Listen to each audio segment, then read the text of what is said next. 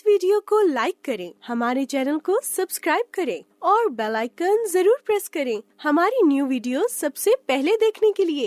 आज की horror story में आपको सुनाने जा रहे हैं एक ऐसी दास्तान जिसे सुनकर एक मजबूत से मजबूत दिल में भी उभर आएगा डर।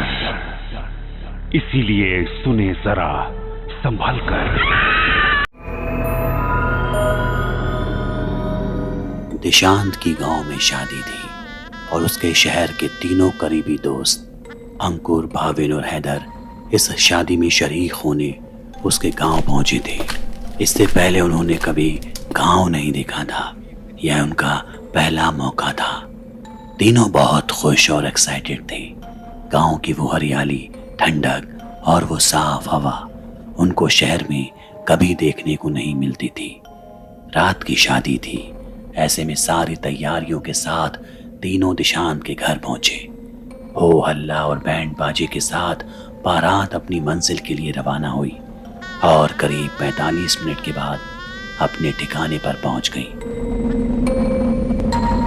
वक्त हो रहा था रात के 8:30 बजे। दिशांत मंडप में बैठा दुल्हन का इंतजार कर रहा था। तभी भाविन को कुछ ख्याल आया और तबाक से बोला, भाई मैंने रास्ते में देखा यहाँ बहुत सारे खेत हैं और आसपास पूरा सन्नाटा। अपनी पार्टी के लिए परफेक्ट लोकेशन है, चले क्या?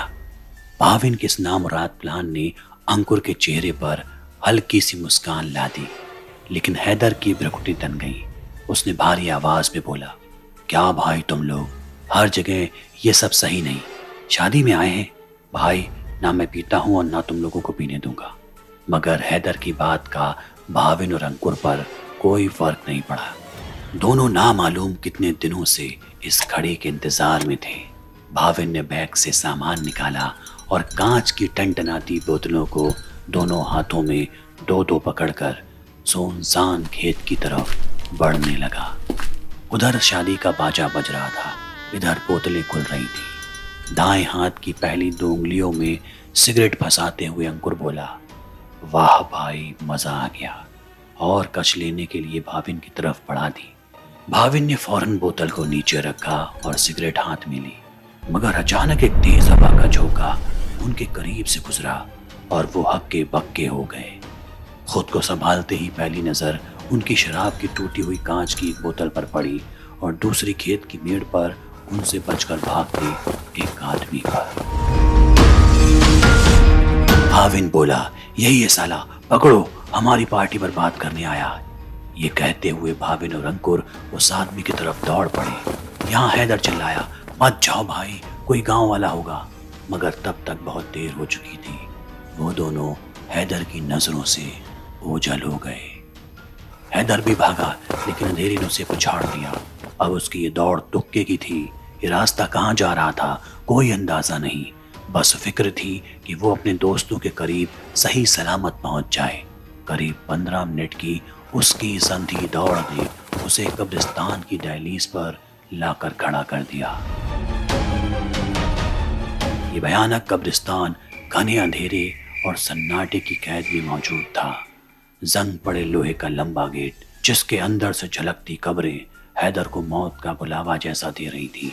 उसने फौरन अपना मुंह मोड़ा और दोबारा तुक्के से कदम बढ़ाते हुए गांव की तरफ बढ़ने लगा। तभी कब्रिस्तान के अंदर से उसे हंसने की आवाज आई। ये आवाज धीरे धीरे तेज हो रही थी। खौफ अब तक हैदर के जहन में अपनी जगह बना चुका था, लेकिन तभी उसे समझ आया कि यह हंसी तो अंकुर और भाविन की है। वो कब्रिस्तान के बाहर से चिल्लाया, भाई तुम लोग अंदर हो, बाहर आ जाओ, इतनी रात गए अंदर यूं बैठना ठीक नहीं। कब्रिस्तान के गेट से चीखते हैदर की आवाज का उन दोनों पर कोई फर्क नहीं पड़ा। वो तो बस हंसते जा रहे थे। कुछ देर तक उन्हें यूं ही घूरने के बाद हैदर ने महसूस किया कि इन दोनों के अलावा भी उस कब्रिस्तान में कोई है। शायद कोई ऐसा जिसे वो तो देख सकते हैं, मगर हैदर नहीं। हैदर ने फैसला किया, चाहे कुछ भी हो उसे अंदर जाना ही होगा। वो दरवाजे की तरफ बढ़ा और उस पर चढ़ने लगा। उसके हर एक उठते कदम के साथ गेट अजीब सी चुभन भरी आवाज निकालता। कालिक से सनी इस रात ने उसे नामालूम किस मंजर में फंसा दिया था। जैसे वो कब्रिस्तान के गेट को पार कर अंदर कदम रखता है, पूरा माहौल एक अजीब सी बेचैनी की जद में पसर जाता है। वो अपनी सांसों को थामकर एक एक कदम गिनती से अंकुर और भाविन की तरफ बढ़ता जा रहा था और कुछ मीटर की दूरी पार करते ही वो उनके बेहद नजदीक पहुंच गया। हैदर को दोबारा अपने करीब देख भाविन बोला, कहाँ चला गया था भाई? तुझे ही ढूंढ रहे थे। ये देख हमारे साथ कौन है। निशांत का चचेरा भाई धीरज। उनकी ये बात सुनते ही हैदर बुरी तरह घबरा गया। उसे याद था कि धीरज की पिछले महीने ही सड़क हादसे में मौत हो चुकी है। ऐसे में वो यहाँ कैसे वापस आ सकता है? ये रात और भी ज्यादा राज अपने अंदर समाये थी, जो हैदर के लिए हर बीतते क्षण के साथ काटना मुश्किल होता जा रहा था। हैदर ने भाविन और अंकुर को समझाने की लाख कोशिश की, मगर वो कब्रिस्तान से बाहर जाने को तैयार नहीं थे और ना ही हैदर को जाने की इजाजत थी। हैदर की लाख कोशिशों के बावजूद उसे उस डर के साए में अब पूरी रात गुजारनी थी। उसने वहां एक कब्र का कोना पकड़ा और पीठ टिकाकर बैठ गया। यहाँ अंकुर, भाविन और दिशांत का वो चचेरा भाई धीरज पूरी रात बातें करते रहे। इस बीच हैदर ने कई दफा धीरज को गौर से देखा और हर बार ही उसकी आंखों में एक अजीब सी बेचैनी महसूस हुई। वक्त बीतता गया और उसी डर के साए में हैदर की आंख लग गई।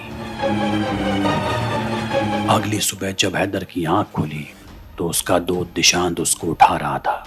उसके आसपास काफी भीड़ मौजूद थी जो उसे घूर रही थी। ये कौन लोग थे और उसे ऐसे क्यों देख रहे थे? यही पता लगाने के लिए हैदर उठकर बैठा और पूछने लगा, क्या हुआ? सबके चेहरे पर एक अजीब सी खामोशी छाई हुई थी। उसका दोस्त दिशांत उसके कंधे पर सिर रखकर रोने लगा और बोला, तू जिंदा है? हैदर इस सवाल को सुनकर हैरत में था। आखिर दिशांत ने ये क्यों पूछा? तभी उसे पता चला कि उसके बाकी दो दोस्त भाविन और अंकुर की लाशें कब्रिस्तान से करीब 1 किलोमीटर दूर आधी दफन हालत में मिली हैं। दिशांत ने उससे पूछा कि क्या वो बता सकता है कि कल रात आखिर क्या हुआ था? हैदर कल रात के एक एक मंजर को सोचने की कोशिश करने लगा। उसने दिशांत को बताया कि कैसे कोई परछाई उनके करीब से भागी। अंकुर और भाविन ने उसका पीछा किया।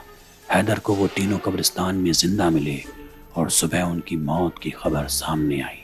हो न हो उनकी मौत के पीछे की वजह वो परछाई थी, और हो न हो शायद कल की रात उसने 3 मरे हुए लोगों के साथ रात गुजारी।